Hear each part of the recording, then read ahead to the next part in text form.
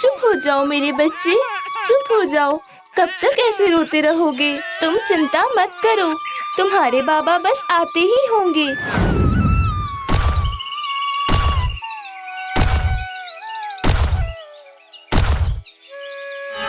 हाँ, आज तो काफी अच्छी लकड़ियाँ मिल गई हैं। अब इन्हें बाजार में बेचकर मैं अच्छे पैसे कमा पाऊंगा। अभी इन लकड़ियों को उठाकर घर ले जाता हूँ। फिर शाम होते ही मैं इन लकड़ियों को बाजार में जाकर बेच आऊंगा। इसके बदले मुझे कुछ पैसे तो मिल जाएंगे। राम उन लकड़ियों के गट्ठर को उठाकर वहाँ से निकल जाता है।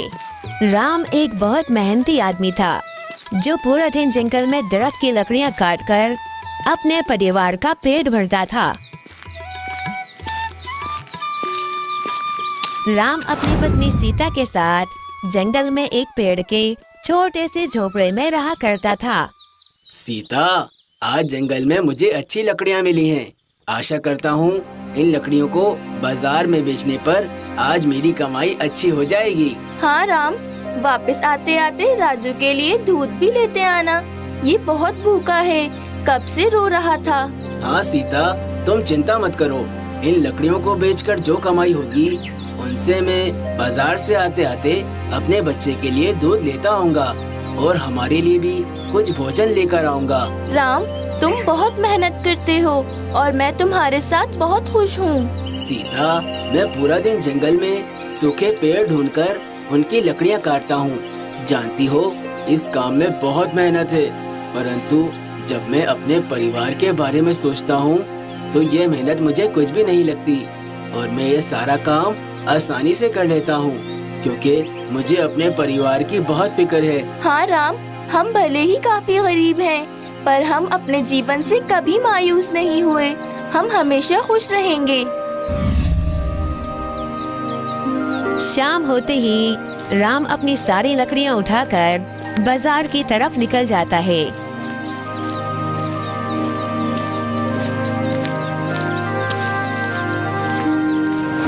राम एक लकड़ियों के सौदागर के पास पहुंचता है जो पेड़ की लकड़ियाँ खरीदा करता था। अरे राम भाई, आओ आओ। पिछले पूरे एक हफ्ते से तुम मेरी दुकान पे नहीं आए, क्या कहीं और जाकर लकड़ियाँ बेचना शुरू कर दी हैं? नहीं भैया, ऐसी बात नहीं है। मैं तो लकड़ियाँ बस आपको ही बेचता हूँ। बस पिछले एक हफ्ते से मुझे जंगल से कुछ ज्यादा लकड़ियाँ मिली ही नहीं, तो मैं आपको बेचने ही नहीं आया।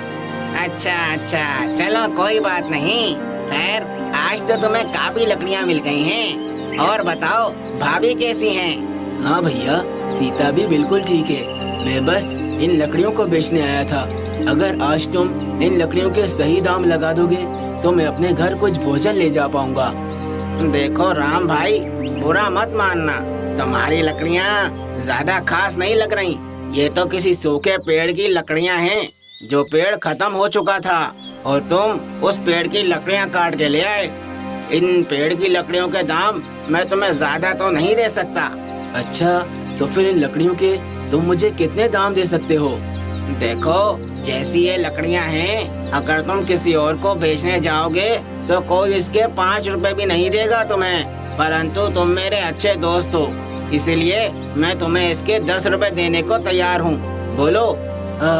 10 रुपए? ये तो बहुत कम पैसे हैं भाई। इतने पैसों से तो मैं अपने घर पर सही से भोजन भी ले जा नहीं पाऊंगा। तो फिर ये पैसे मेरे किस काम के? हाँ देख लो भाई, जैसे तुम ईमानदारी से काम करते हो इस तरह तो तुम्हें इतने ही पैसे मिलेंगे। इसमें ही तुम्हें अपना घर चलाना होगा। गांव के ज्यादातर लोग बेईमानी का धंधा कर रहे हैं और देखो वो कितना सुकून का जीवन जी रहे हैं। मैं तो बोलता हूँ तुम भी मेरे साथ जुड़ जाओ। नहीं भाई, मैं ऐसा कोई काम नहीं कर सकता जिसमें बेईमानी हो। मैं ईमानदारी से अपने दरख्त काटूंगा और इनसे जो पैसे मिलेंगे मैं उससे ही अपना घर चला लूंगा। भले ही मेरा जीवन थोड़ा कठिन है, परंतु इस ईमानदारी की कमाई में बहुत सुकून है। तुम्हारी बेतुकी बातें मुझे तो समझ में नहीं आती राम। तुम मेरे दोस्त हो, इसीलिए मैं तुम्हारी भलाई के लिए ये सब कुछ कह रहा था, परंतु तुम्हें समझ नहीं आता। अब अपने 10 रुपए लो और यहाँ से चले जाओ। ठीक है भाई, तुम मुझे मेरे 10 रुपए ही दे दो, मैं उसमें ही खुश हूँ। एक ना एक दिन मेरे दिन भी बदल जाएंगे। सीता, मैंने जितनी लकड़ियाँ काटी थी वो सब सूखे पेड़ की थी, इसीलिए दुकानदार ने मुझे बहुत ही कम पैसे दिए। उतने पैसों में बस ये भोजन ही आ पाया और मेरे पास जरा भी पैसे नहीं बचे। राम, हम 2 वक्त का भोजन खा पाते हैं, यही हमारे लिए बहुत है। बहुत से लोगों को तो ये भी नहीं मिलता। हाँ, शायद तुम ठीक ही कहती हो। मुझे ऐसे ही मेहनत करते रहना चाहिए। एक न एक दिन सब कुछ ठीक हो ही जाएगा। सुबह होते ही राम जंगल में निकल जाता है। वो हर तरफ किसी ऐसे पेड़ को ढूंढ रहा था जो काफी मजबूत हो और जिसकी लकड़ियाँ काफी ज्यादा महंगी बिकें।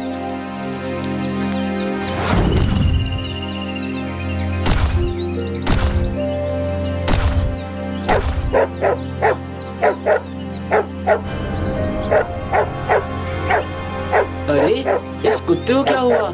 ये यहाँ पर आकर ऐसे भौंक क्यों रहा है? क्या हुआ तुम्हें? इतना शोर क्यों मचा रहे हो? क्या तुम्हें भूख लगी है? क्या तुम्हें भोजन चाहिए?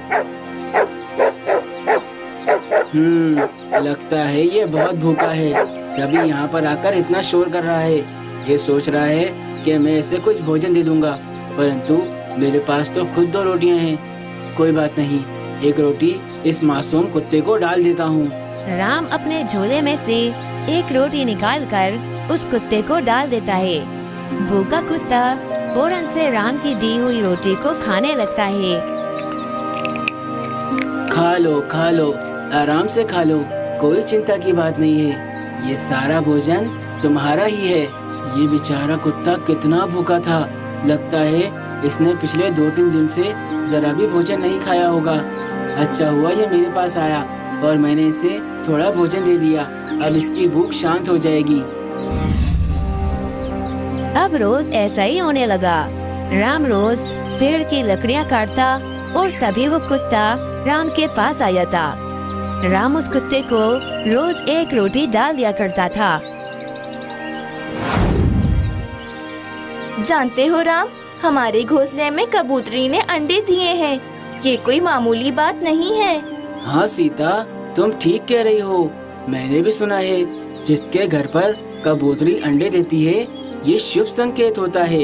इसका मतलब हमारे साथ जरूर कुछ अच्छा होने वाला है। हाँ राम, कुछ बहुत अच्छा होने वाला है। ये कितनी खुशी की बात है। शुक्र है ऊपर वाले का, अब हमारे साथ भी कुछ अच्छा होगा। हम भी अब अच्छे दिन देखेंगे। अगले दिन राम जंगल में दोबारा से लकड़ियाँ काटने जा रहा था। तभी रास्ते में उसे वही कुत्ता मिल जाता है और जोर जोर से भौंकना शुरू कर देता है, जैसे वो राम को कुछ बताना चाहता हो।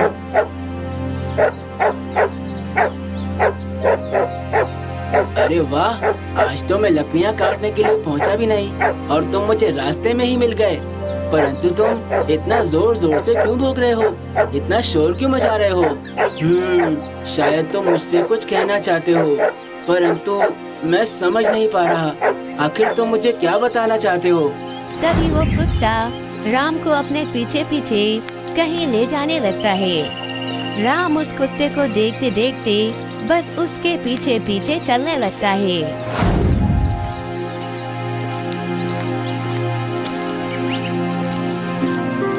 अरे बस करो, आखिर तुम मुझे कहाँ ले जा रहे हो? तभी वो कुत्ता राम को ऐसी जगह लाता है जहाँ एक खजाने से भरा हुआ संदूक पड़ा हुआ था। राम उस खजाने से भरे हुए संदूक को देखकर बहुत खुश हो जाता है। अरे अरे, मुझे तो यकीन नहीं हो रहा, मेरी किस्मत ऐसे भी चमक सकती है। मुझे खजाने से भरा हुआ इतना बड़ा संदूक मिल गया। तुम्हारा बहुत शुक्रिया मासूम कुत्ते, तुम मुझे यहाँ तक लेकर आए।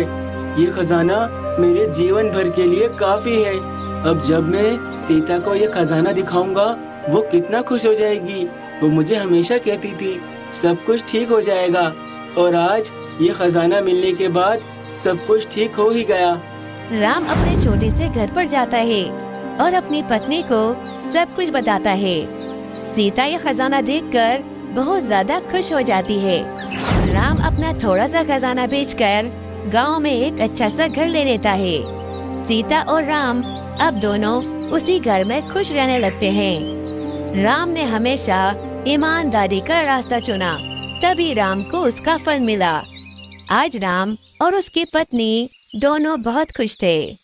प्यारे दर्शकों, अगर आपको ये कहानी अच्छी लगी तो इस कहानी को लाइक कीजिए और हमारे चैनल को सब्सक्राइब कीजिए।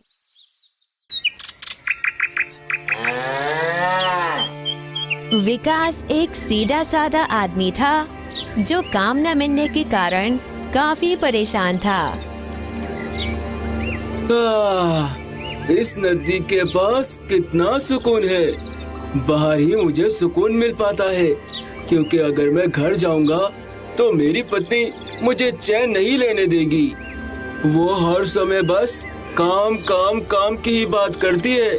अब मैं भी क्या करूं, जब मुझे इस गांव में कहीं भी काम मिलता ही नहीं। कोई मुझे काम देने को तैयार ही नहीं है, वरना मैं भी 2 पैसे कमा लेता और मेरी बीवी शांत हो जाती। खैर जो भी है, अब अगर मैं ज्यादा देर तक घर नहीं गया तो मेरी पत्नी मुझे और सुनाएगी, इसीलिए मुझे अब घर चलना चाहिए। विकास वहाँ से उठता है और अपने घर की तरफ चल देता है। आशा है कि मेरी पत्नी का मूड रोज की तरह आज भी खराब ना हो, वरना जब मैं उसे अपने काम ना मिलने के बारे में बताऊंगा तो वो मुझ पर बहुत गुस्सा करेगी। अब मुझे अपनी पत्नी का गुस्सा झेलना ही होगा। विकास बड़बड़ाता हुआ अपने घर पहुंच जाता है।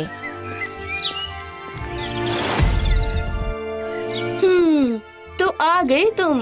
बताओ जरा, आज अच्छी खबर है या बुरी? भगवान, अच्छी खबर तो कोई नहीं है। मैंने आज भी गांव में काम ढूंढा, परंतु हर बार की तरह आज भी मुझे किसी ने काम नहीं दिया। मुझे तो लगता है तुम काम ढूंढते ही नहीं हो, बस गांव का चक्कर लगाकर वापस आ जाते हो। नहीं भगवान, ऐसा बिल्कुल नहीं है। मैं रोज गांव में हर जगह जगह जाकर काम ढूंढता हूँ। अब मुझे कोई काम नहीं देता तो मैं क्या करूँ? लगता है किसी को मैं पसंद ही नहीं आता। हाँ, तुम किसी को पसंद नहीं आते। बस मेरी किस्मत फूट गई थी जो मैंने तुम्हें पसंद कर तुमसे शादी कर ली। भगवान, ऐसा तो मत कहो। ठीक है, मैं फिर से काम ढूंढने जा रहा हूँ, और आज जब तक मुझे काम नहीं मिलेगा मैं घर नहीं लौटूंगा। मैं आज काम ढूंढ कर ही वापस आऊंगा। विकास चिंतित होकर घर से निकल जाता है। विकास जो भी काम करता था वो उसमें गड़बड़ कर देता था, इसी कारण कोई उसे काम पर नहीं रखता था, परंतु वो दिल का बहुत अच्छा था।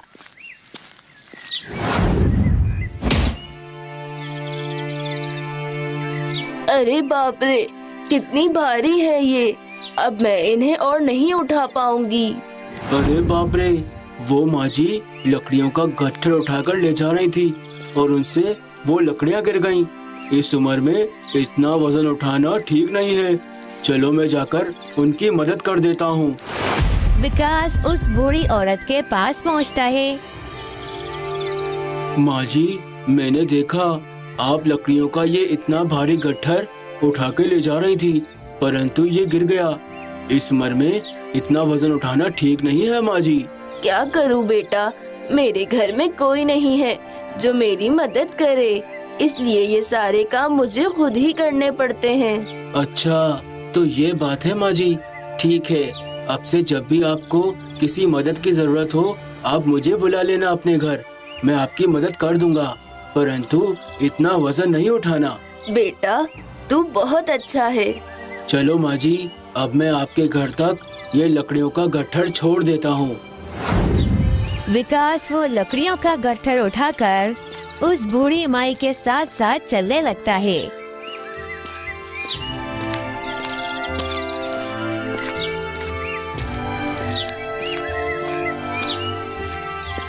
थोड़ी ही देर में विकास उस बूढ़ी माई के घर पहुंच जाता है और वो लकड़ियां वहीं रख देता है। बेटा, तेरा बहुत धन्यवाद। तूने मेरी मदद की। ऊपर वाला तेरा भला करे। माँ जी, अब आपको जब भी मदद की जरूरत हो